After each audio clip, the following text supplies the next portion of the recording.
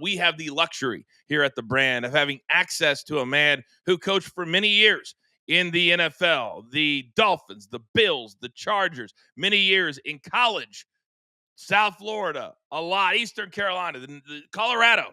But now he's the offensive coordinator for the St. Louis squad in the UFL, one of the brilliant minds. So I'll always love to go to him to break it down from a different perspective. It's time for a little no filter.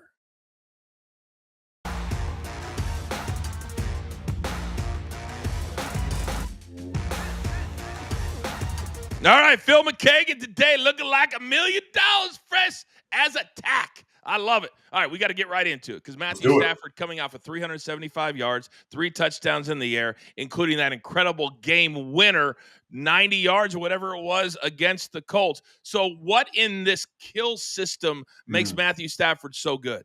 Yeah, I love that question. It really shows what Matthew's freedom at the line of scrimmage and also the sophistication and intellect of Shanahan-McVay. So let's go to a clip from last week's game, just a still shot. It's a 3rd and 2 clip. They're playing against a Lou Anarumo defense with the Colts. So here I've circled the middle safety player. So in this particular play, he's looking to see who's in the middle of the field. Obviously, we know it's middle safety, 3rd and 2. If it was 2 safety, he'd go kill, kill, kill, and then hand the ball off on an inside run, a direct run, whether it's duo, which is power no puller, or inside zone, and get the first down that way. They threw the ball at the bottom of the screen for the first down. That's what happened. Now, let's go to a little bit more sophisticated one later in the game, 3rd and 10. Now, looking at this clip, okay, and I've circled these are the safeties here as well, so you can see a little bit of distribution, but a real key indicator is aligning an empty and putting the back outside on the bottom of the screen. That is a cornerback on him. And then there's Davante Adams, their money man, with nobody directly over the top of him, so you know it's going to be zone.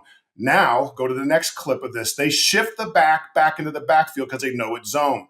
And then at that point, you'll see on the very next clip, when the safety starts to move in a distribution that's a little bit more towards the line of scrimmage. But that arrow I'm showing you between that first off-the-ball linebacker and that safety tells Matthew that is going to be zone, in particular, cover 2. Now take a look at the next one as Matthew's processing this information. And then you can see at this particular point on the post-snap read, here go both the safeties and the middle linebacker blowing out into cover 2 zone. So this would be a kill, kill, kill off the shift tell to the zone play. Let that wash over you for a second. Do you want to do the work? I didn't think so. Now, you mentioned 2 names right there. Davante Adams, legend. Puka Nakua, becoming a legend. Who's the real number 1 name at wideout in LA? I'm glad that you mentioned it just like that. For me, they're 1A and 1A, and it's really about their differentiated skill set. So Davante's smooth route runner, one of the best, Hall of Fame player, and then you get an emerging talent. So at this particular point, what McVay's doing is placing them in the particular order of the progression, what suits their needs and what coverage specificities they're going to get throughout the game. So I would venture to guess 60% of the reads, Davante will be number 1 in the progression. Another 40% of the reads, Puka will be in the progression. And don't discount the fact that Eric Yarbrough, their coach, understands how to coach and teach the team game of football, so they'll be just fine. All right, well, let's flip it over to the other side because with so many injuries, and one of them not being Christian McCaffrey, his workload has been immense through the first 4 games. Is this sustainable?